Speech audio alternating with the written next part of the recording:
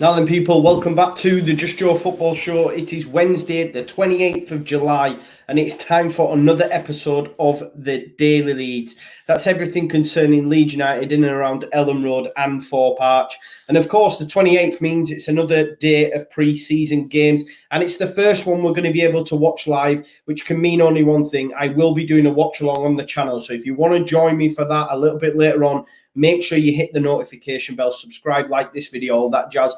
Please vote for me as well in the Best New Content Creator in the Football Content Awards. And let's get into today's video. So guys, we're going to start first of all with, of course, yesterday evening's pre-season game, Leeds versus Guiseley at Nethermore Park. Look, it was a largely weak side, and I say weak side, what I mean is there weren't many first-teamers, if any, there at all. Adam Forshaw did play some minutes and was on the bench. Mark Jackson was actually in charge. Bielsa did show up a little bit later on, but the starting 11 guys was Capriel, Cody Drama, McCarran, Jenkins, Creswell, Noah Kenner, Somerville, McKinstry, Geldart, Greenwood, and Amari Miller up top. Look, Leeds won the game 3-2. Penalty around about the 19th minute. Somerville brought down in the box. He stepped up and converted the penalty to get Leeds off the mark. Of course, Somerville wanted by a host of clubs in Belgium and Holland on loan, so it'll be interesting to see what happens with him. Both him and Cody Drama were absolutely exceptional down that right-hand side. Guiseley did get an equaliser not long after. Felix Lowe's cross was converted by Bailey Thompson. They hit straight back. It was 1-1. Greenwood then put Leeds United back in front. We know he is mint from set pieces, and what a free kick goal it was. It's quite funny because in the lead up to it, Leeds United Live had tweeted out Sam Greenwood had a couple of attempts at goal from free kicks. He yet was ready to properly test the goalkeeper. He was just finding his range. Then a couple of moments later, he obviously scored. Then it was half-time, as I say, 2-1 Leeds United. Gelhardt came off with a knock and was replaced by Max Dean, so hopefully that's not too worried, because I see him breaking into the first team, or at least being close to the first team this season. Adam Forshaw came on the hour mark and got 30 minutes, which is great for him and great for us, because he can add to this Leeds United side. I genuinely believe that. He replaced Jack Jenkins on the hour mark. 84 minutes, Leeds went 3-1 up. Charlie Allen scoring from an assist from Somerville. Somerville great again down that right-hand side, both him and Cody Drama combining. Somerville kept it in and laid it on a plate for Charlie Allen. Minutes later, Guiseley did get one back. Lewis Hay pulled the goal back, but it wasn't enough for Guiseley, and the game ended 3-2. Like I said, largely under 23 side. The proper match is, of course, this evening against Blackburn Rovers, where we'll no doubt see all of the first team, or the majority of them. I'm excited to see Junior Firpo. Remember, you can watch it on this channel as well. I will be doing a watch along for it. So that was everything that happened yesterday evening at Guiseley. Unfortunately, any of us weren't able to watch it live. I don't know why. It's a bit mad, really. I think they missed a trick there. Did LUTV or Live Now or whatever it is? Maybe it's the setup at Guiseley. I'm not too sure. But the clips you will have seen from the goals that were scored, you will have seen that they were wearing this kit, yeah? Because the new kit is yet to be announced. However, we seen yesterday at Leeds United's Premier League Media Day, they were taking pictures of the players in the home kit and the new away kit. And there were some pictures leaked late yesterday evening on Twitter. So I'm going to share them with you now. In all honesty, take my money, because it is a thing of beauty. Absolutely love that new away kit. It's slightly different to what I expected, but that doesn't mean that I'm disappointed by it. I just thought it was different to that. But honestly, it is a thing of beauty, our new away kit. Blue with white, a really dark blue, bit of a camouflagey texture to it, it would seem. Maybe it'll look different up close and personal, but from what I can see of that, it's a thing of beauty, and I expect this to fly off the shelves. To be honest, I've been very hard pushed to find anyone complaining about this new kit. I think that new away kit is a thing of beauty. just before we get into some articles that I want to touch on that we've heard from current players, I'm just going to give you a little bit of transfer chatter. So we heard yesterday from an Italian news outlet that Leeds were reported to have made contact with Sampdoria for the Danish winger Mikkel Damsgaard. Apparently, Sampdoria are willing to sell. They're demanding a fee of around 25 million, or I think it's about 30 million euros, which equates to about 25 million pounds. Now, Mikkel Damsgaard is a player that I would absolutely love. I think you'd be very hard pushed to find many Leeds fans that wouldn't want Mikkel Damsgaard. And it just feels for me it's a little bit out of our reach. I think Tottenham are interested as well. I was speaking to Matt Hayes at the Tottenham blog, and he was saying, look, he even thinks it's above them. Mikkel Damsgaard will go on to have a great career, and he'll be wanted by a number of clubs. But when I seen that yesterday at early doors, thinking, wow,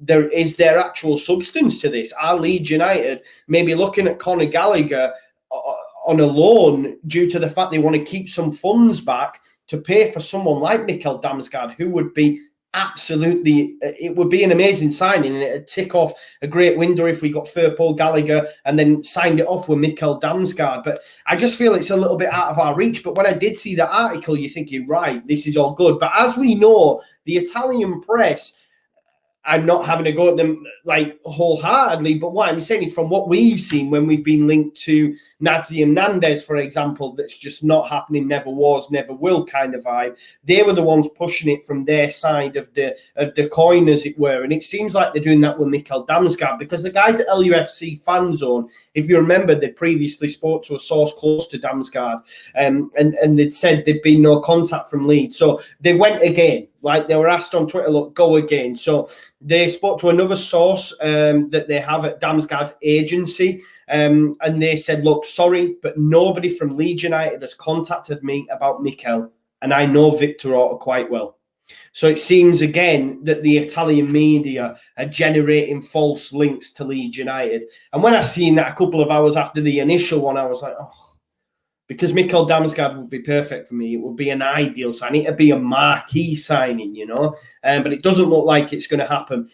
Another winger that doesn't look like it'll happen. I know, look, a lot of fans don't want this to happen, but I mentioned to you yesterday about Marcus Rashford needing to go surgery, and if he was going to have to go for surgery, then that meant that probably Manchester United weren't going to release Dan James either on loan or a permanent. And we did find out yesterday that Marcus Rashford is going to undergo shoulder surgery, which is going to put him out of Manchester United's first 11 games, which is a hell of a lot of games, and it's actually a good thing for Leeds United that he's not going to be playing against us at the first game of the season. It's a massive loss for Manchester United, and Dan James probably going to be needed, although he won't play a lot of games. You'd imagine they'll want players there, especially if they get further injuries. Dan James is there waiting to play, so it doesn't look like Dan James will be one that will be coming. And look, it's not saying that, look, I'd love Mikkel Damsgaard. I'd love Noah Lang all over Dan James. I think I probably would prefer Ryan Kent over Dan James. But I just think until he moves on to another club, he will always be linked with Leeds United. There'll always be that nagging thing in the back of our minds, Bielsa's always saying Dan James, Dan James, Dan James. Every time I see it as well, I see people saying Manchester United have been quoting 50, 60, 70, 80. That's not happening. Like, I've never seen that personally. I keep seeing these figures banded about. If we were to ask to be paid that, that's crazy. Look, you can get Damsgaard for 25. I think Dan James would leave Manchester United for about 15 million. I don't know where you're getting these fees, but again, maybe you can send me some articles, but I've not seen it. And I don't think Manchester United would be stupid enough to thinking they're getting 50, 60, 70 million when they've just paid what they did for Jadon Sancho. They're not daft. Do you know what I mean? I just don't see the fees that have been banded about. I don't know where that's came from anyway. But yeah, let's move on. We have had an exit, as you can see from the thumbnail. The 21-year-old Leif Davis is on the move. He has joined Championship side Bournemouth. We initially found out last week that the deal was off, and then it was on, and now it's on and it's done. He's going to join them on a season-long loan with a view to a permanent transfer. Personally, I don't think we'll see Leif Davis at Leeds United again. I think look, I really like Leif, very good Davis. What we've seen of him, he was good. I'll never forget his debut against Aston Villa, for example, when we won that game 3-2. Jack Clark off the bench, all these sort of players, great memories. But we've just stepped up a level, haven't we? And Leif hopefully he gets to that level, but he's not quite there now. And I think it's quite telling, the fact that we are so light in the left-back area and we've still allowed him to go out on loan. Bielsa still said, yeah, I'm happy for Leif Davis to leave on loan, because it'd have had to come down to Bielsa's decision. And he still said, yes, I'm happy for him to go. And we've lost Alioski, we've lost Leif Davis. We only have Junior Firpo as a fully recognised left-back. You've then got Dallas, who could come in there if Firpo got injured. But if we don't get this midfield, then that causes issues. That's why I'm dead certain we will get a midfielder in the door, centre midfielder. But it leaves us light in the left-back area.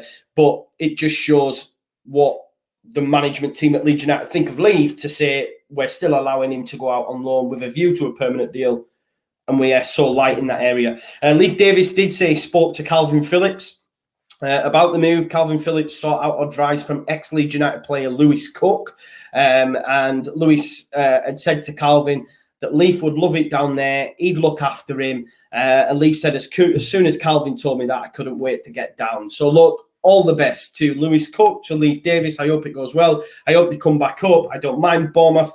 Scott Parker grew on me as the season went. And I hope they do all right. And I think they will. And it's a good move for him. He will get game time. But that's your latest transfer chatter, guys. Ins, outs, all that sort of stuff. We're now just going to speak about a few articles that I've seen yesterday. Obviously, tonight we play Blackburn in pre-season. Marcelo Bielsa, he was late to the game for Guiseley. Mark Jackson originally took the side. As I say, it was largely an under-23 side. Adam Forshaw was on the bench. But the majority of the first teamers are going to be playing at Blackburn. However, they're not going to be given the test that they probably hoped for, because Tony Mowbray's side have already played 2 pre-season friendlies, but their preparations for the new season have been hindered by absences. They've got a squad left short on options by a number of departures since the end of the season. They're still yet to make a new signing. There's still speculation around certain players like Adam Armstrong, who's their star man, really. And they've now got injuries as well. So they're really light already. And I think it's going to be a bit disappointing for Bielsa, because he wanted a real test. I think as a Leeds United fan, we want a real test as well. But it's going to mean that probably Blackburn Rovers are going to field quite a young side, which isn't ideal, because the season's not too far away now. What is it? 2.5 weeks, maybe? We want to start getting tests. But it is our first pre-season game. So I suppose they should be all right, although they'd have preferred to be playing a strong Blackburn side. Because remember, guys, we're going for Europe. And the reason I say that is, Tyler Roberts did an interview with LUTV, and he said that the dressing room are talking about Europe. Look, in my humble opinion, I'd be happy with another top 10 finish. I get a lot of people want to see progression, and I get it. I spoke to someone on Twitter the other day who mentioned about the Conor Gallagher deal and was saying, but Joe, we're just going to be improving someone's player who we're competing with. Now, I mean this like, we are a huge club. We finished 9th. We had a great season. But let's not forget, Chelsea won the Champions League. We're not in that. We're just not there. We're just not there. And this person said, and again, it's all about opinions, well, we will be in 2 seasons. I still struggle to see us being in a Champions League final in 2 seasons. Now, the reason I say this is, let's not forget, last season was such a madness. Chelsea sacked Lampard. They were 9th. Liverpool had a shocking season. Manchester City had one of their poorest starts. Manchester United couldn't win at home. And then they still finished in the top 4. This season coming, it's going to be a lot stronger. We've seen the business that's been done by so far by some of the teams, and there's still yet to be done. So the top 4 is going to get stronger. The teams in and around it are going to get stronger. People will be wiser to Leeds United. I'm not saying they'll have worked us out. You can't work Bielsa out. But you know what I'm saying? You'll find that a lot of teams now that maybe came and had a goal will sit him, and we'll find it more difficult, like teams in the Championship did to us. Now, I just think it's a massive bridge to gap, in my opinion. Do I think we can get Europe? Yes. Do I see it a disappointment if we don't? No.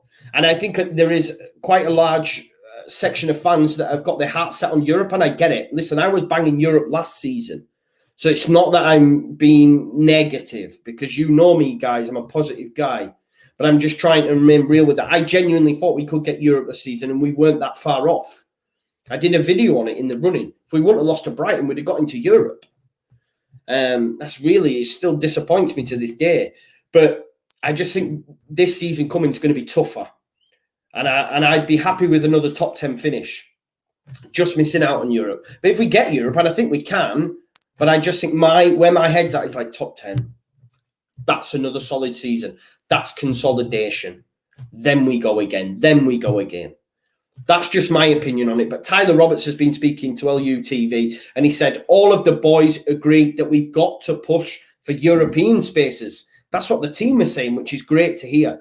He says, I don't think we'll ever be the type of team that looks back and says, we did well to get where we were, but this season it'll be a bit different. We just look up and push for better than we are doing, which I guess I am that guy who's gone, no, we're happy, we'll go again. But from inside the camp, they're already talking about Europe, which can only be a positive thing. That can only be a positive thing. We also heard from Liam Cooper as well, who spoke to Sky Sports. Of course, Calvin returned back to Thorp recently, and he was speaking about chats he'd had with Calvin. He said, look, once Calvin announced himself in that first game against Croatia, I told him that his life had changed forever. And Cooper said, look, he knows that, though. He's not a stupid lad. He lives his life in the right way. I've seen his journey from a young lad to where he is now, and it's been a pleasure to see. And he belongs there. I think we all agree with that. We love seeing Calvin where he is. He went on to say, worked so hard at Leeds. All the boys and the people of Leeds think the world of him, and he deserves everything that comes his way. I've seen how hard he works every single day. I see how much he takes on and turns it out in all games. For me, he is one of the best midfielders in the world right now. And that's from Captain Cooper saying that about Calvin Phillips. I think it's a glowing rendition, and everything he said is true. Let's not forget, after that Croatia team game, when he announced himself with that performance, you had Nigel de Jong, Michael Ballack, Mesut Ozil, all top players, all played in big games. Nigel de Jong, World Cup, Mikkel Ballack won it all. Ozil, big games, Real Madrid won a lot. They were saying elite performance, great. And he went on and he didn't miss a beat in that Euros. Didn't miss a beat. And I just think he's for that experience, he's going to be even better this season for me. Calvin Phillips is going to be absolutely amazing. I just know it. I just know it. Just on Liam Cooper as well, my good friend LUFC Stats put out a stat yesterday to say that Liam Cooper is only 28 starts away from becoming the 5th Leeds United player in our history to captain the side in 200 games. So it's safe to say for me, I think he'll make 28 games, 28 starts this season, provided injuries don't scupper him. I know a lot of you will think, no, it should be Pascal, it should be Diego, it should be Robin Koch, but Liam Cooper's our captain, and he deserves to be starting games for me. That's just my opinion. If he makes them 28 games over the next couple of seasons, if it's not this, he will join others like Billy Bremner, Trevor Cherry, Tom Burden, and Jim Baker. Now, it's an elite list. It's an elite list. Billy Bremner, Trevor Cherry, if Cooper can join it with them lads, you know, I won't have none of this League One Liam. He will go down in the history books, man. He already is. The captain that brought us back to the Premier League. Super duper Liam Cooper. Absolutely love him. We're just going to have a quick chat about the under-23s. Obviously, as I said to you yesterday, that they're going to be playing their games at Elland Road, York, and at Thorp. Well, we've seen the release of some of the games that are going to be at Elland Road. I'm just going to share a graphic with you now on screen. You can see there that we'll play Liverpool on the 7th of Feb at Elland Road. Manchester United on Monday, the 14th of March at Elland Road. You've got Manchester City at Elland Road. And I know Leeds United fans. Them games will be packed out, genuinely. Manchester United at home, under 23s, Premier League 2, top division, genuinely, 7 o'clock on a Monday night. It'll get filled. Okay, there might not be 40th out there, but you see what I'm saying? There'll be fans in all the stands. And I, for one, if I'm free, I'll be going down 100%. So it's great to see that the under-23s are going to get to play in front of big crowds. Get them ready. Get them ready for that step up, because some of them are already knocking on the door. Just on some under-23s exits as well, obviously we know that Jordan Stevens spent some time at Harrogate Town. However, they decided not to take him up. They've said he's a good lad, a very talented footballer, but he's not the right fit in terms of what we need at this moment in time. So Jordan Stevens will return back to Elland Road. He'll probably look for another club like Bobby Camwer. It's disappointing for Jordan because obviously he came in, he played championship football for us in that first season. I was pretty, not scathing, but it was frustrating in that first season under Bielsa when he would turn to Jordan Stevens. And the reason he turned is because we had no one else at the time. That's why it's a miracle Bielsa's done what he's done with his football side. You know, people say, oh, we spent X amount on wages and stuff, throwing shade. It's all BS. Like Jordan Stevens was used and now he can't find a club at Harrogate Town. It's a madness. It's crazy what Bielsa has done. I'm going to share some images with you as well of the media day. Leeds United tweeted some images out and I want to share them because it's class to see. And before I do that as well, a bit of unrelated Leeds United news. Bailey Peacock-Farrell has signed on a season-long loan with Sheffield Wednesday in League One as they bid for promotion back. It's not going to happen, is it, with him in goal? No disrespect. I looked at the mentions and tweets and people saying, yeah, promotion confirmed. That's genuinely overjoyed that they brought in a Premier League keeper. But yeah, BPF, enjoy him at Sheffield Wednesday. Hey, there you go. But let me share to finish then these images from the Leeds United Media Day. You've got Luke Ayling there. Calvin obviously returning. There it was, Leeds Media Day. There is Patrick Bamford. El Capitano, Liam Cooper. Matthias Click. You know, how many times have we seen Matthias Click do this? You know now when things happen, people will be sharing that image of him doing this. We've got the Iceman, Ilian Melier, Rafinha, and these two boys. I loved this photo. I had to share it myself on Twitter because I was like, I thought these two were leaving. We had a guy last week breaking it saying that Calvin had gone. Leeds had already accepted a bid. He didn't want to go, but he's already gone. And then Rafinha was going to Liverpool, weren't he? Look at him there. Them two boys ain't giving me, you know, pictures of leaving Leeds United anytime soon. We've got Lord Patrick Bamford with his Z-Bolt, boom. And of course, Junior Firpo, new signing. We'll be getting to see him a little bit later on the watch along. So make sure you join us for that. And as I said, just these pictures as well to finish of the new kit.